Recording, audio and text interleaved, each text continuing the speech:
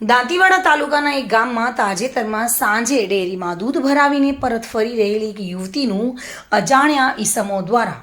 બળજબરીપૂર્વક eco ગાડીમાં અપહરણ કરવામાં આવ્યું હતું અને બાદમાં તેને અજાણી જગ્યાએ લઈ જઈ તેની મરજી વિરુદ્ધ તેને જાનથી મારી નાખવાની ધમકી આપીને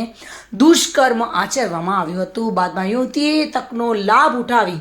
ગાડીમાંથી ભાગીને ગઢ પહોંચી પોલીસની મદદ માંગી હતી અને જે ગુનામાં પોલીસે પાલનપુર તાલુકાના સામઢી ગામના 2 આરોપીઓની ઝડપી પાડ્યા છે। દાંતીવાડા તાલુકાના વાઘરોલ 4 રસ્તાથી ભટામલ જતા રોડ પર ગત તારીખ 1 ડિસેમ્બર સાંજે એક યુવતીનું ઇકો ગાડીમાં આવેલા અજાણ્યા ઈસમોએ બળજબરીપૂર્વક અપહરણ કર્યું હતું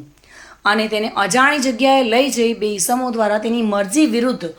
બળજબરીપૂર્વક દુષ્કર્મ આચરી જાનથી મારી નાખવાની ધમકી આપી હતી। આ દરમિયાન રાત્રિના સમયે યુવતી તકનો લાભ ઉઠાવી આરોપીઓ પાસેથી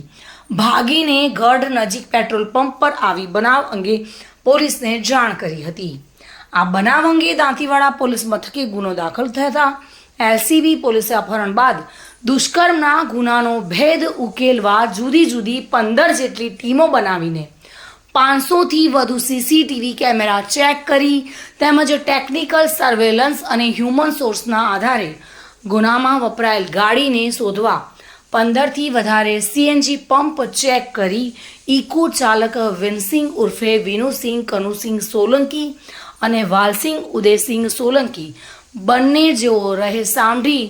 તાલુકા પાલનપુરવાળાને ઝડપી પાડી ઇન્ટ્રોગેશન તેઓની અપહરણ અને દુષ્કર્મમાં સંડોવણી બહાર આવતા બંને આરોપીને ઝડપી પાડી તેમની સામે આગળની કાર્યવાહી હાથ ધરવામાં આવી છે। Bureau report today Gujarati news.